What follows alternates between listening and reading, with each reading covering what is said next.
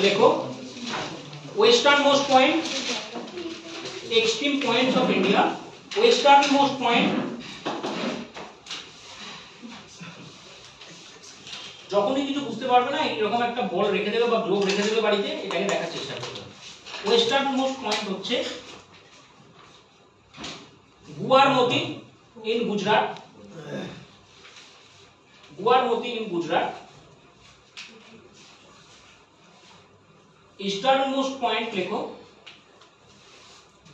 किवितु in Arunachal Pradesh eastern most point लिखो Kibithu in Arunachal Pradesh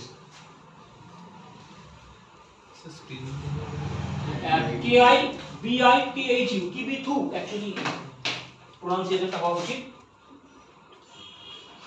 sir এই 180 টা দাঁতের উপর দিয়ে গেছে না ওটা একটু বলে দাও অরুণাচল প্রদেশ অরুণাচল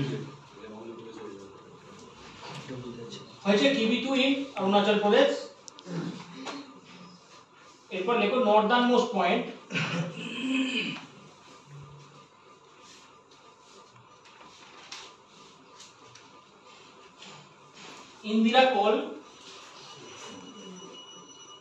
इंदिरा कॉल ब्रैकेट लिखो डिस्प्यूटेड टेरिटरी इंदिरा कॉल না China COK Chinese occupied region আলাদা ব্যাপার হয়েছে ডিসপিউটেড টেরিটরি হয়েছে তারপর লেখো হিমাচল প্রদেশ undisputed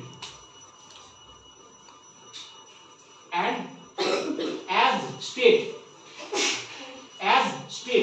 হিসাবে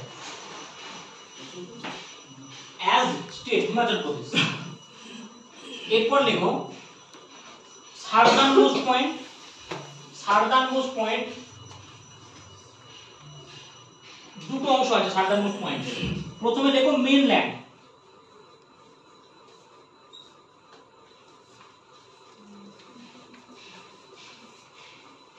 কন্যাকুমারিকা ইন তামিলনাড়ু মেইনল্যান্ডে লিখবে এটা কন্যাকুমারিকা ইন তামিলনাড়ু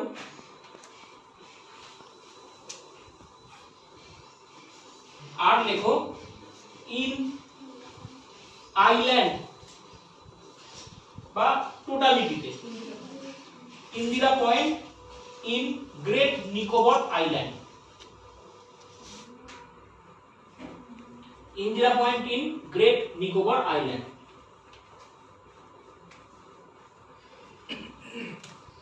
বুঝে এরপর একটা হেডিং করো এটা বলে দিয়ে তারপর আমরা লাঞ্চে যাব লেখো border and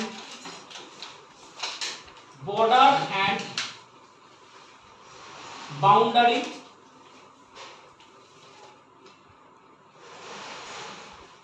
oblique frontier border and boundary oblique frontier in India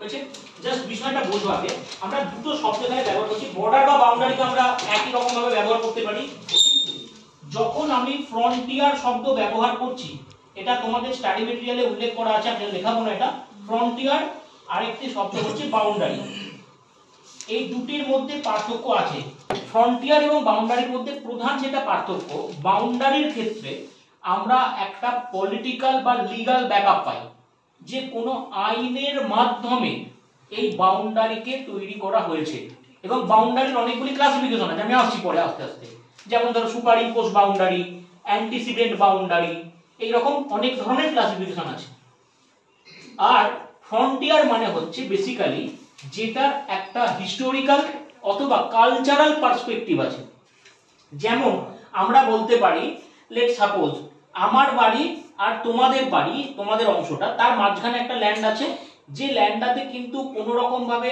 আইনি বৈধতার মাধ্যমে বা কোনো রকমের ট্রিটির মাধ্যমে একটা কাঁটাতারের বেড়া হোক বা কিছু হোক দেওয়া হয়নি এটা দীর্ঘকাল সময় থেকে that may be based on our cultural perspective that may be based on historical perspective কিছু একটা তার মাধ্যমে একটা নোম্যান্স ল্যান্ড হয়ে আছে একদিকে তোমরা একদিকে আমি এই যে অংশটা এটাকে আমরা ফ্রন্টিয়ার বলতে পারি যেমন ধরো আমরা একটা উল্লেখ করতে পারি ভারতবর্ষের ক্ষেত্রে এই পশ্চিম দিকের যে অংশ, ঠিক আছে, নর্থ ওয়েস্টার্ন ফ্রন্টিয়ার, ঠিক আছে, বা আমরা যদি এই অরুণাচল প্রদেশের কথা বলি নর্থ ইস্ট ফ্রন্টিয়ার প্রভিন্স বা north east frontier area, NEFA বা নর্থ ইস্ট প্রভিন্সিয়াল এরিয়া, এরকম বহু নামে তাদেরকে ডাকা হতো। এগুলো কিসের মাধ্যমে হয়েছে?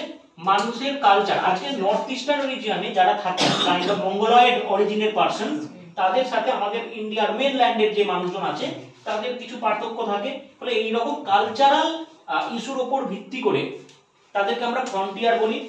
কিন্তু বাউন্ডারি কোনটা? বাউন্ডারির একটা লিগ্যাল ব্যাকআপ থাকবে, আমি আগেই বলেছি। অর্থাৎ যখন দুটি দেশের মধ্যে সমস্যা হচ্ছে বা দুটি অঞ্চলের মধ্যে সমস্যা হচ্ছে, তাদের একটা আইনি চুক্তির মাধ্যমে যে এইটা তোমার এরিয়া, এইটা আমার এরিয়া। যেমন ধরো আমরা বলছি র্যাডক্লিফ লাইন, এটাকে আমরা বাউন্ডারি বলতে পারি। এবং বাউন্ডারির কি ধরনের বাউন্ডারি এটা, তাকে আমরা সুপার ইম্পোজ বাউন্ডারি বলছি। তাহলে দুটো শব্দ কি কি, আমি প্রথমে আগে বাউন্ডারিকে এক্সপ্লেন করি। তাহলে বাউন্ডারির ক্ষেত্রে আমরা ডেফিনেটলি পাচ্ছি একটা লিগ্যাল ব্যাকআপ, এটা আইন সিদ্ধ, আইন দ্বারা তৈরি হয়েছে, এবং এটা আমি বলছি অ্যাজ সুপার ইম্পোজড। এই সুপার ইম্পোজ কথাটা কোথা থেকে আসছে? সুপার ইম্পোজ মানে কি? কেউ চাপিয়ে দিয়েছে, কারোর ওপর পোট্রে করা হয়েছে। যেমন ধরো আমাদের ইন্ডিয়া এবং পাকিস্তানের বর্তমান দিনের যে বাউন্ডারি, সেটা আগে কিছুটা অংশ আমরা নর্থ ওয়েস্ট ফ্রন্টিয়ার বলতে পারতাম, যেটা আফগানিস্তান পাকিস্তান মানে সিন্ধ প্রভিন্স, ওই যে জায়গাটা ছিল। এবার আজকে পাকিস্তান এবং ভারতের মধ্যে যে র্যাডক্লিফ লাইন দেখতে পাই, 1947-এ স্যার সাইরিল র্যাডক্লিফের নেতৃত্বাধীন একটি কমিটি তৈরি হয়েছিল, যার নাম ছিল বাউন্ডারি কমিশন, এবং ওই বাউন্ডারি কমিশনের চেয়ারম্যান ছিলেন স্যার সাইরিল র্যাডক্লিফ। তো তিনি একটা লাইন ওখানে পোর্ট্রে করে দেন, একটা লাইন ড্র করে দেন যে এই লাইন বরাবর একদিকে হবে ভারতের ইউনিয়ন, একদিকে হবে পাকিস্তানের ইউনিয়ন। তার নামানুসারে র্যাডক্লিফ লাইন হচ্ছে। সুপার ইম্পোজ কেন আমি শব্দটা ব্যবহার করলাম? সুপার ইম্পোজ বাউন্ডারি সেই সমস্ত বাউন্ডারিকে বলা হয় যেখানে দুটো দেশ আছে, এই দুটো দেশের মধ্যে সমঝোতা বলো, মীমাংসা বলো, যে শব্দ ব্যবহার করো, তার মাধ্যমে বাউন্ডারি টানা হচ্ছে। এবং বাউন্ডারি এই দুটো দেশ তারা কিন্তু নিজেদের মধ্যে টানছে না, নিজেরা টানছে না, তৃতীয় কোনো ব্যক্তি এসে তাদের মধ্যে মীমাংসা করে দিয়ে, সমঝোতা করে দিয়ে এই লাইনটা ড্র করে দিচ্ছে। এটাকে আমরা বলছি সুপার ইম্পোজ বাউন্ডারি। তাহলে সুপার ইম্পোজ বাউন্ডারির একটা স্পেসিফিক উদাহরণ, এটা ইউপিএসসি তে একবার জিজ্ঞাসা করেছিল, সিডিএসও একবার জিজ্ঞাসা করেছিল, যে ভারত পাকিস্তানের যে র্যাডক্লিফ লাইন আমরা বলে থাকি, সেটা কি ধরনের বাউন্ডারির এক্সাম্পল? এটাকে আমরা বলতে পারি যে সুপার ইম্পোজ বাউন্ডারির এক্সাম্পল। এবং দেখো এখানে লিগ্যাল ব্যাকআপ আছে। তুমি ভারতের যে স্বাধীনতা আইন, সেখানে দেখতে পাবে দেশ ভাগের যে আইন, সেটা দেখতে পাবে, গভর্নমেন্ট অফ ইন্ডিয়া একটা সেটা উল্লেখ আছে। ফলে এটাকে আমরা বাউন্ডারি বলছি। কিন্তু আমরা ফ্রন্টিয়ারের ক্ষেত্রে অ্যাজ সাচ কোনো নিয়ম বিধি কিছু পাচ্ছি না।